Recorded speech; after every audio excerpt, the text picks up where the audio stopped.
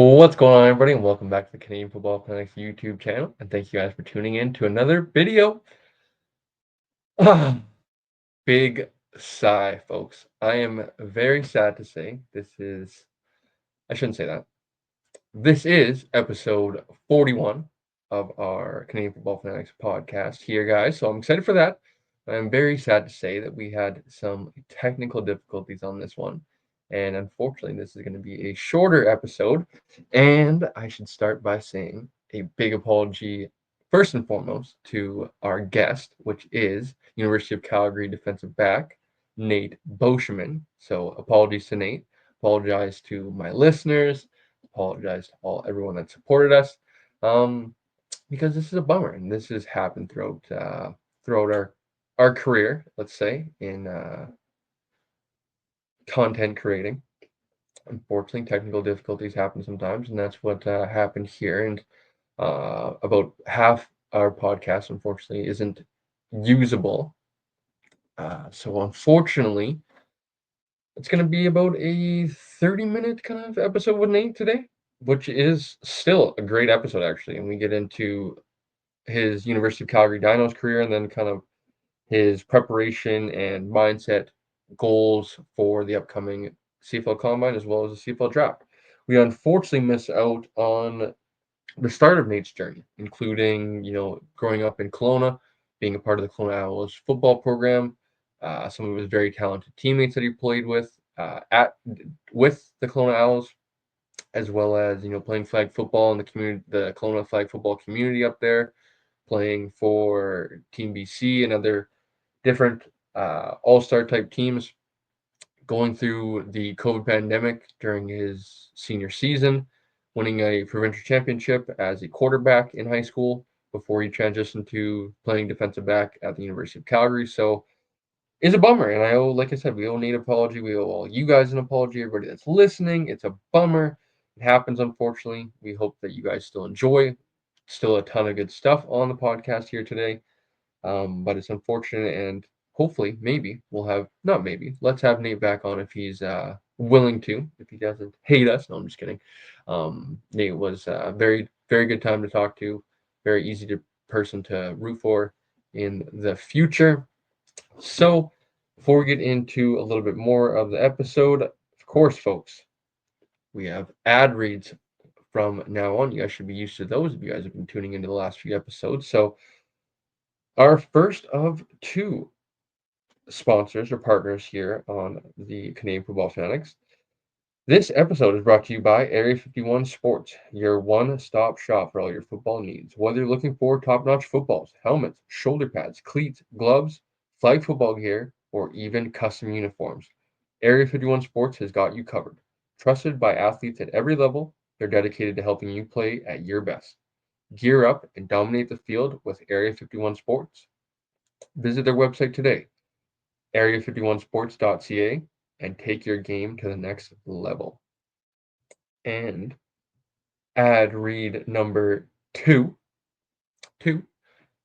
Um, your boy's playing on IR, as you can see.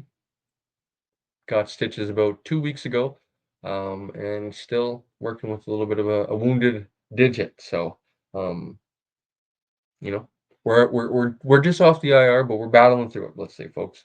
Um, Jokes aside, ad read number two. We are sponsored by your senior men's Canadian national football team, and they need your support as they gear up to represent Canada when they take on Italy in April. Help the boys bring home the win by checking out the fundraising options and official team merchandise at footballcanada.com. Every purchase and donation goes directly to supporting the team on their journey. Let's show the world what Canadian football is all about. Head to footballcanada.com today and help the team make us proud. Once again, guys, that was area51sports.ca, and that is footballcanada.com for more on those two. So, yeah, I'm about to say boys and girls. It was a bummer. Unfortunately, this episode was cut in half because, like I said, it was a lot of fun hearing about Nate's journey of his, growing up in Kelowna and stuff like that. But a ton of good nuggets, nonetheless. A really good episode still. easy route for Nate, a BC boy, um, goes to the University of Calgary, a on the CFL Scouting Bureau, I believe top 20. I think he was number 19. An All Canadian, Canada West All Star, you name it. The two pick sixes in a game this past season. Could have had it in 2023 as well. Had three actually in a game in 2023. Could have been two pick sixes in that one. One got called back, so we ended up having one. A phenomenal career from Nate Beauchemin. So, without further ado, folks, let's go to, and actually, so yeah, just before we go to it, it is going to be a little bit of a weird one. We're just going to throw right to it, and it's going to jump into the interview. Like I said, it picks up around the start of the University of Calgary Dinos, um, part of Nate's journey. So let's send it over to the episode right now. That is episode 41 with University of Calgary Dinos defensive back Nate Beauchemin.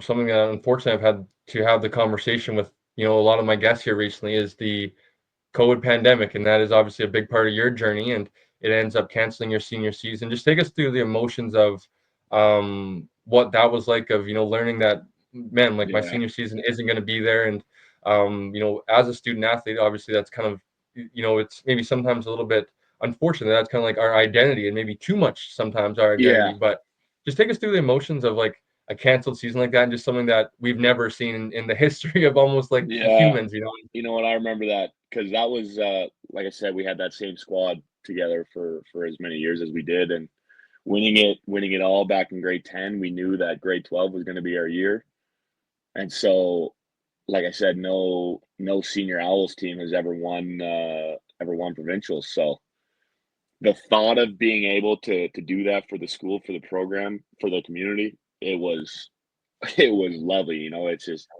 and to have that feeling ripped away from you, it was devastating. It was devastating. But life goes on. You know what? On to the next thing, and it is what it is at the end of the day, really. But definitely love to have that one back. That's for sure. I think a similar trend that I've heard with a lot of these athletes, though, is, during COVID, a lot of people were kind of staying, maybe here, and a lot of people were taking that opportunity to kind of train and get better while others weren't. Can you just talk about kind of your routine at that time and how you took that opportunity to, Yeah, continue to work and grind, I'm sure. I mean, lucky for me, I got a home gym with everything you could possibly need. Right, it's got all the free weights, high enough that I can still push myself. So I mean, I was working out 6 days a week. It's having nothing else going on. It's really easy to focus on your training and your diet. So I definitely put on some size. I definitely put on some muscle there, and it just those habits have followed me into the rest of my life, really. So I am grateful for some of the outcomes of the pandemic, but yeah, I mean it was just work. It was work as normal. It allowed me to be more focused on everything, really. So talking about, all-star games and stuff like that, you're lucky enough to represent our country in Canada, and I believe go down to Texas and play and represent Team BC as well. And I believe play in kind of one of the top 70 all-star games and stuff like that. Talk about some of those experiences that you're able to lucky enough to play in. Yeah, I mean, I was blessed growing up, right? Like you can't do that without paying a little money, and shout out my dad and mom for that one. Obviously they're my biggest supporters, and it's truly them that allowed me to do all those games. I know Team BC is not cheap, and you got to get driven out to the coast every week or every couple of weeks, and so really it all goes out to them. But playing in those games, that was something else, right? To be able to test your abilities against the other best players in each province and other countries. It was just really special experiences. You meet a lot of new guys, and the funny thing about those games, which I really learned at the East West Bowl, is you kind of like hate these guys because they're not on your side, but at the end of the day, football players are pretty much all the same, and they're all good guys. So I appreciate all those new relationships that I made. Awesome, man. So let's talk about your recruiting process, and that is a very unique one because of what we just discussed with COVID. And um, a big part of your recruiting Yeah, process is having, a senior season and being able to have a senior highlight film and whatnot, and showcase your abilities. I believe you were lucky enough to kind of commit at some point during the fall of that senior season. Yeah. But take us through the recruiting process for you. Were there other schools interested and maybe being in Kelowna? Were there some junior opportunities that maybe you were also pursuing, and just through your recruiting process? Yeah. So, I mean, I won the grade 11 player of the year. Obviously my grade 11 year. So like I wasn't too worried about not getting my senior season and not being able to show what I got. Um, I really was recruited pretty much everywhere. Um, all of Western Canada minus UBC, a couple teams out east, a couple teams in the AUS.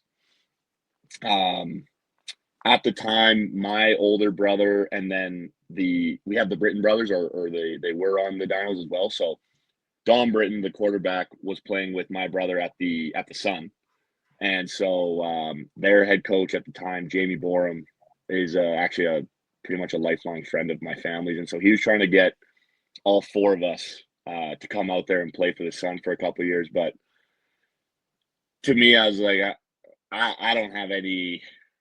I respect what junior does. I think it's useful, but I think if you can skip that process, then go ahead and do so. Um, but anyways, every team kind of didn't really know where to put me positionally. Um, I remember they would all ask me if I wanted to play quarterback, and I'm like no, I don't. And so they're like, okay, perfect, because we don't see you as a quarterback. Essentially, is what I would get. I'm like, yeah, I don't take any offense to that because I don't want to play the position anyway. So it works out for both of us. Um, and then at the end of the day, I kind of always knew I was going to be a Dino. Having Trent Schmulin, one of my longtime friend, played there a couple years back. I had people from a year older, Isaac Athens and Easton Schmulin, go there. And then obviously not obviously, but my family all lives in Calgary. So, Calgary was always really the clear number one. Sask was a tough second, but at the end of the day, I went with Calgary, and I wouldn't change a thing. So, Is there any course, because I'm a BC guy, so something that stuck out to me there was that you mentioned UBC not kind of being in the picture. Was there any sort of personal feelings there, like when you played UBC, were you kind of like, or was that just kind of like your decision of like maybe not wanting to stay in front? no, I mean, UBC would have been cool to play for. Absolutely, I didn't really have any desire to go there. I mean, I think mostly because price, and then I knew that Calgary was kind of my place to go. But I'm gonna be honest, whenever we played them, those feelings weren't really there. It's I guess I just didn't care. Yeah, yeah, sure, would have been nice to be recruited by your home school, but didn't take anything personally.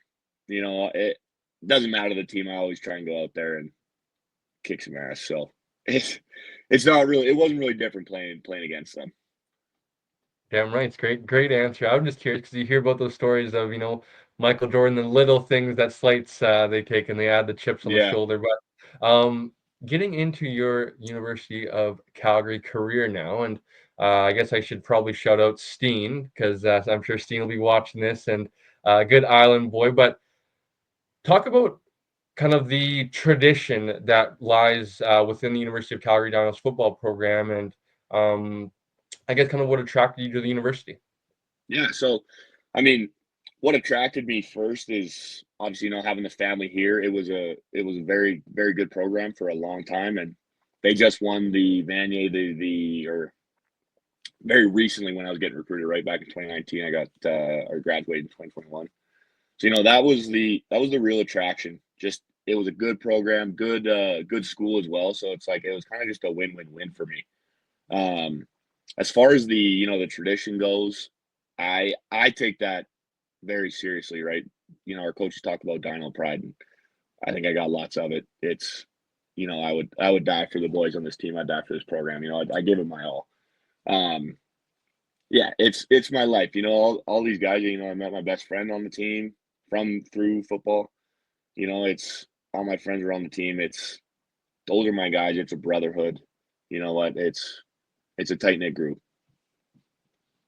So your tenure at Calgary, it lies with two kind of head coaches that were there, with Coach Wayne Harris, obviously, and Coach Ryan Sheehan that's there now. Talk about kind of what those two coaches mean to you, and what they meant to the program as well.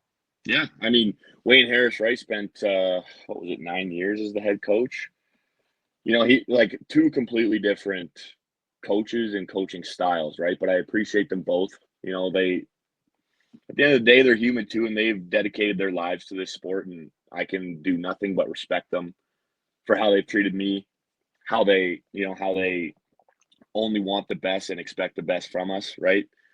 Like Wayne Harris, I think he got kind of slighted a little bit, but because I figured out he was coaching at UBC again, right, for linebacker coaches. So it's like I have nothing negative to say about either of them. I love them both. I know they only want the best for me, right? Like I still get texts from Harris after some of my awards, and I know that through the many conversations I've had with Sheehan, it's only love, mutual love. And so I appreciate them both very much. Great answer. So, there's a saying, I think, in sports journalism, to not bury the lead, and I think we buried that long enough. So I'm curious, getting into your university career, I want to start with the hat trick interception game, if you don't mind, Nate. Maybe just taking us through that. And I saw you had to kind of do that already with ballsy and stuff like that, but just take us through that. I know you also mentioned that it could have been a second time you had two Yeah, pick sixes in a game, could but have just been. take us through that game and the experiences of um, three interceptions in a game, man, is some video game numbers type, and you Yeah, almost it's repeat that the following years. that was So a take pretty us through surreal moment, man. Yeah, so we had U of S at home, and what that would have been 2023. Um, yeah, so that I think that was my first career interception, if I'm not mistaken. But I remember that first one. Watching back the film, my judgment ended up actually being incorrect on this, what I thought was a tell. But so it's second and 10, whatever. I know that they love their deep out routes at the sticks. And so we throw a Sam blitz on, I believe, and then I come down and cover three. The receiver's pointing inside. I thought he was trying to like fool me by saying that he's going inside. He was actually just pointing for the quarterback to know that there's a blitz coming. So, anyways, I'm getting ready to jump the out. Worked out perfectly for me. Picked it off, takes it for 6. So that was that was an unreal moment, actually. That was one of my favorite football memories. Having your first pick, going back for 6, um, at a home game when you're. I think we were only down 1, but it was pretty unreal. I have a picture of me running into the end zone, and I'm just full smile the whole way in. It's hilarious. And then the second pick, it was just a shitty ball. I'll be honest with you. Um, Threw it over the receiver's head. So I'll take those. And then the third one, that's the one that I want back. But you know what? I'm tracking this guy over. Quarterback happened to throw it right into my lap. I wasn't even covering the guy. Takes it for 100 yards, and then about back on our own 30-yard line, one of our D linemen goes for a little crackback block and takes it away. But no hard feelings. That's football. That's football. So I'm curious, you mentioned the feeling of, the smile on your face, and you end up doing it the following year of getting two pick sixes in the same game, but you do it in Alberta, I believe it was, Yeah. if I'm not mistaken, and you do it at, I believe it was their homecoming, right, with a big Yes, it crowd in was. attendance, and I'm sure, but judging by your reaction, your smile on your face, Yes, it was. that that has got to be one of your great feelings as well. So just take us through that game of that was a bonkers game of I Yeah. believe it was 4 pick sixes in total. You guys had Yeah. 3, they had 1, and Absolutely correct. walk us through those interceptions as well. Yeah. So I remember going into that game. It's like tough loss at home. There's so much riding on the season, right? Like new head coach, all the guys are growing up, and you're thinking like, okay, we're gonna kick some ass in this first game, and then you take a loss, right? And then it was traveling to U of A for their homecoming game. I don't think I've ever been as dialed in as that game. So what, you kind of had a feeling going into it that something special was going to happen. So I mean, shit, I love that game. That might be my favorite game of all time. Um, but so like that first pick, we're in a man coverage. I think they had an H back in the game, so our Sam was in the box, and so no one was covering number 3, and so that was partially my mistake where I didn't call our boundary half over, and so he notices late. But anyways, plays going. I'm thinking I got to cover 2 guys right now, and boundary half is sprinting his ass off to try and get in the play, and so it's a second and long again. I know that I have a short out route in front of me, and I'm thinking someone's got to be behind me, so I'm just going to bait the quarterback into throwing the deep route. Obviously they want the first down, and so give me that. Takes it for 6. That was a great feeling again to get one of those under the belt in the season. And then the second one, that was a real film play. They go in a 23 set with 85 at 2 strong, and I know from watching film that 85 only runs in routes. So I'm thinking, okay, with all this field, again, they need the first down. I'm thinking they're throwing this in route. As soon as the QB looks to the field, I'm gone. And so I was out. He happened to run a double move, but shitty ball takes that for 6. And you know what? That was just a cherry on top. That was again, it's a great feeling scoring a pick 6. I can't lie. Got to be a great feeling, man. I like I said, doing it in Alberta, homecoming, that's got to be even sweeter. Yeah. So I'm curious with your play recollection. You're sounding like Sean McVay here, who's recalling plays from 2 and 3 years ago, and your description of these plays and kind of your football IQ. I'm curious with your experience. Maybe you could just talk about. Um, I'm curious, honestly. I'm kind of asking this question more so than just kind of trying to tell you. Do you think like your experience playing quarterback helps you with playing safety a little bit in the football IQ side of things, of kind of understanding, what a quarterback wants to do, what an offense wants to do, soft spots on a defense, et cetera, and kind of just how playing quarterback potentially might have helped your development in playing in secondary? 100%. It absolutely did, right? Um, it's not to hate on the quarterbacks and say that there's no talent here because there definitely is, but it's I know what quarterbacks are trying to do. It's not you won't necessarily get this information from playing quarterback like you could get it from just knowing the game, but it's like on those second and longs, it's that the quarterback wants to get the first down instead of play the safe route and throw the end up short or whatever. So it's I kind of like to think that I'm in the heads of the quarterbacks a little bit. They got to look out for me, and I know the areas that they're trying to hit on the field, and I know where they don't want to go. So it definitely helped. I mean, I'm absolutely grateful for playing quarterback, um, and then switching to defense because 100% it helped my game out. I'm curious. Good friend or friend of the podcast, Sean Arabsky, head coach of the Vancouver Island Raiders now. Had him on the podcast early on in the year, and he mentioned of like he went on to play at the University of Carleton and stuff like that, and the feeling kind of watching a quarterback cock his arm and knowing like I'm gonna jump that. And I saw you answer with ballsy of like kind of the differences between lining a receiver up for a big hit or a pick 6. But could you just maybe describe those two feelings of seeing a receiver line them up and kind of knowing you're gonna lay a big hit on them, and versus maybe you're gonna jump a ball and take it back for 6 or even just intercept it, and kind of just describe those two feelings? Yeah. So I mean, for the big hits, I had a couple this year, and they're all kind of on like jet motions into a zap route. And so coming down on those where the receiver's back's turned and it's like he looks like he's open, but I know I'm closing the distance. It's it's kind of it's that's an exciting feeling that I get that I know that okay, I got an opportunity to lay some wood here. That's it. That's good. I just love football. um, yeah, that's kind of a more of a in the moment type of feeling, right? Like you have those even though it's only a couple seconds, it feels like a lot longer to, kind of get yourself prepared to lay a big hit. But so yeah, that's you're kind of in the moment. You're thinking about it more. As far as pick 6 goes, though, it all happens so fast. Like it's it's kind of hard to explain. It kind of just happens almost. Like blackout. A little bit, right? It's like I'm just doing my job. Nothing crazy, and then the ball's coming my way. it all happened so fast, and then when you're running with the ball, it's just where am I looking? Where am I going? It's everything's moving quickly when you got the ball in your hands. I'll say that because it doesn't happen. It doesn't happen too often. So it's a pretty special moment when you do.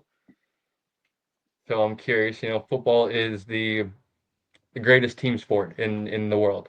Absolutely. And that's personally why I love it so much. And I'm sure that um, knowing the humble guy you are, the team guy you are, that you would trade a lot of these individual awards for team success and stuff like that. So I know this is a tough one to kind of answer when the team success maybe is one a little bit more, but just talk about kind of some of the individual success you were able to have this past season. As we mentioned, President's Trophy award winner for best defensive player in the country, All Canadian, Canada West All Star, Canada West, obviously Defensive Player of the Year. Yeah. And just talk about kind of that feeling. I'm sure that's got to feel a little bit good as well, of like kind of seeing the fruits of your labor, the fruits of your hard work kind of Absolutely. pay off in a way. Absolutely. I mean, it really. I'll say it. It's after the 2023 season. I felt like I really deserved bare minimum at least the Canada West All Star. And I actually heard this season that Coach Morris, I believe that's his name, U of A head coach or ex U of A head coach, he voted against me, so his guy Jonathan Giustini would get it. Um, so that I didn't know that, but I still felt like I should have gotten the award, and that really pissed me off. But I was just like, awards don't determine the player I am, right? It's definitely I love being recognized, but it's not the end of the world.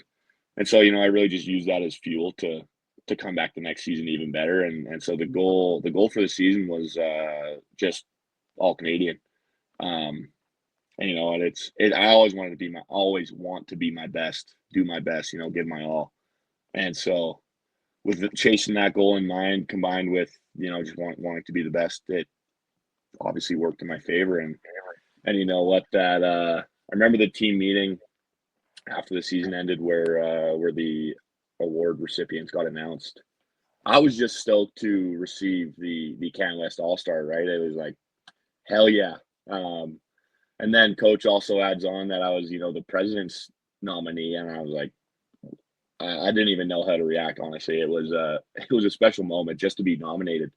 Um, and then I get that call a couple weeks later that I won the award, and me and my mom was there on the phone with me. And, we just hug each other, and it was all smiles, and it was an absolutely great feeling. That is my biggest accomplishment in my life. I dedicated my whole life to this sport. The sport is my purpose, really. And so to be recognized as the best, it was a surreal moment that it replays in my head every so often. It's just a great feeling. I love it. Hell yeah, brother. Well deserved for sure. And I'm curious with, talking a little bit more about the CFL Scouting Bureau. For those that maybe aren't aware, it's comprised of, CFL coaches, I believe GMs, front office executives, and they put it together, I believe 3 times, a fall, winter, spring edition, and they vote on, the 20 best prospects that they think coming into this year's CFL draft. If you don't mind, kind of a two-parter, I guess. Yeah, And I guess where I'll start is kind of the pridefulness that comes with being a Usports athlete. And I believe this year from the 20 athletes that were selected, I think 9 were from Usports teams, 11 from NCAA teams. So the pridefulness that comes with that, as well as I've had Riker Frank on, we've had Jackson Tajinski on, yeah, Manitoba guys, Saskatchewan guys. Talk about being a BC baller and the pride that comes with that as well, with you guys like Jackson, Finley, and is it Keelan White as well? It's on yeah, the yeah, top yeah, 20 as well. So talk about the pridefulness that comes with being a U Sports athlete, number one, and then number two, kind of the pridefulness of there is some BC ballers that are out west yeah, that can play football. yeah. I mean, I take a whole lot of pride with everything I do, especially football. Obviously, like I said, it's my life. Um, you know, Already having the recognition earlier or after the season, I should say. It was not to say. I mean, the, I carry a lot of pride, right? And so to be able to represent U Sports obviously is a great feeling. You know, it's not as special the smaller down you go, right? Or it's more special the smaller down you go. Um, so yeah, it's definitely a cool feeling to be able to represent U Sports. But on the other hand, you know, representing like BC or my school, it's a much better feeling. You know, it goes down much deeper, um, as you really feel those connections, right? The smaller you go. So I mean, as a BC guy, having all my hometown friends, you know, congratulating me, the guys I haven't talked to in however many years, you know, it makes you realize that your success means something to other people as well.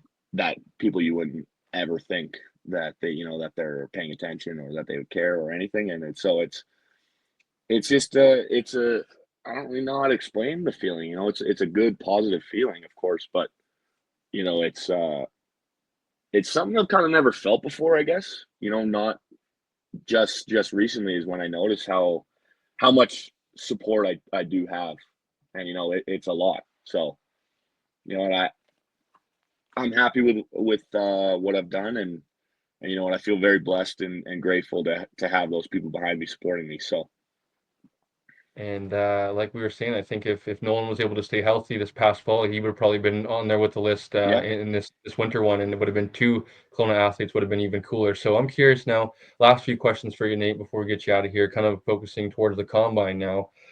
Just talk about a little bit of your combine preparation. I think I saw that you were training with Elle Bouke, yeah, former University of Calgary Dinos as well, and you know he went down to the NFL, played with the Arizona Cardinals and stuff. Good buddy of mine, Jeremy Chang, committed to Calgary, I think in 2015 when Ellie was still kind of going through his process yeah. and whatnot, and remembering him. And now I believe is he strength and conditioning Yes, he is. head strength and conditioning with Yeah. Calgary. So take us through that process and what you guys have been preparing for the upcoming combine. Yeah, so I mean, there's a group of five from the Dinos, and then D lineman from Western, Max. I don't want to butcher his last name, Max. uh, so yeah, there's six of us there training with Ellie Buka and David Swagger. And so you know what, it's just a grind. You know, it's 3 hours for 4 days a week, and you know I get my extra work on those off days, but you know what, it's a whole lot different than a traditional off season training. I'm very happy with how things are going, how the numbers are looking, you know, how my body feels. So, you know what, they're two of the greatest. I know that they have my back and they only want the best for me. You know, they're very organized. It's I really couldn't ask for much more with a trainer. So very happy with how things are going. When you're going through the recruiting process, you know, sometimes you see the ATH and the athlete, right? Sometimes you, like you said, you weren't sure what position you're going to go to. I'm curious with, you know, your position flexibility, playing a few spots in the secondary and having the position flexibility back in high school, as well as being willingness to play special teams, having Yeah. familiarity with playing special teams. Just talk about what that I think will do for your value to CFL teams, the position flexibility as well as the willingness to play special teams. Yeah, I mean, right there's an understanding that either you got to start out at special teams, right? And it's I know that's just a put your head down and work spot, and you know what, I'm more than happy to do that. You know, it's back to the whole pride thing for me. It's I want to help my team win, and if that's my job, I'm going to do that to the best of my abilities, right? Um, as far as the positions go, it's I sure I have preferences as to where I want to play, but I want to play more than anything, right? Um, So it's yeah, obviously I'd love to play free safety. I think that is my best position. I think that's where I provide the most value. But you know what, if coaches say I think you're more of a field corner, whatever it may be, a Sam, it's okay. I'm gonna, you know, figure out how to be the best at that spot that I can be. It is what it is. I just want to play football, you know? Love it. So, um, with talking about the upcoming combine, it's a tricky conversation to have with, you know, we nicknamed it the underwear Olympics with, you know, how it does serve a purpose, but it also, you're never going to run 40 yards in a straight line. You're never going to, you Yeah. know, the best really isn't that useful in some of these things, but it is an interview, right? Some of these coaches really do want to kind of see how you perform and stuff like that. take us through kind of your mindset for the upcoming combine, some of the goals maybe you have, and just kind of what you're wanting to showcase for some of the coaches that will be in attendance. Yeah. Well, I mean, biggest thing for me is I want to improve the 40 time based on what my East West numbers were, which I definitely think they're going to improve pretty massively. But it's 40 is my worst performance, or you know what I mean, worst test, and which kind of sucks because it's like, oh, this guy runs a slow 40, then we can't take him, right? And it's like, but no, right? Because there's a difference between track speed and game speed, right? And I think my game speed is very quick, so I think it makes up. And it's the other events I do very well. And I was looking at the numbers from last year's combine, the top 5 DBs numbers, and I'm sitting there in the top 5 very comfortably in everything except the 40. So it's like it's a little bit frustrating, I guess you can say, just because I think the combine doesn't, it doesn't show everything, right? But it is what it is. I'm ready to go. I'm ready to roll. I'm ready to show what I got, because I've been prepping hard for it. And so, it's a, as far as the mindset goes, it's another performance, really. It's like any other game would be for me. Staying calm, believing in myself, and just going out there and then doing what I do. So it's not too much different than a game would be for me, is how I'm going into it. Great answer once again, Nate. So, last one here for you. We've been chatting about yourself for almost an hour now. I'm curious if you don't mind maybe chatting about a few other people, and those two people are going to be your teammates that are going to be Yeah. with you at the National Combine. And if you don't mind, maybe just for the fans and listeners that'll be tuning in that maybe aren't familiar with some of your teammates that are going to be attending and competing, what can we maybe expect from some of your teammates, especially I believe all the rest of your teammates that will be attending are all from the defensive side of the ball, so you should be Yeah. well familiar with them. Yes, sir. So let's see. We got Gideon and Jay. He's going to the Invitational, I guess, tomorrow or the day after. He's a dog. He's definitely getting an invite to the National. I'll say that. His combine performance is crazy. He's just an athlete all around. And I love playing with that guy. Always love it when he's on the field. Then you got Ethan Ball, new this year. We got super close. I think the duo there, especially with how our system worked, he's a great guy. Loves football, an absolute baller as well. He's got the work ethic. He's grimy. So, I think he's got the physicality for the next level.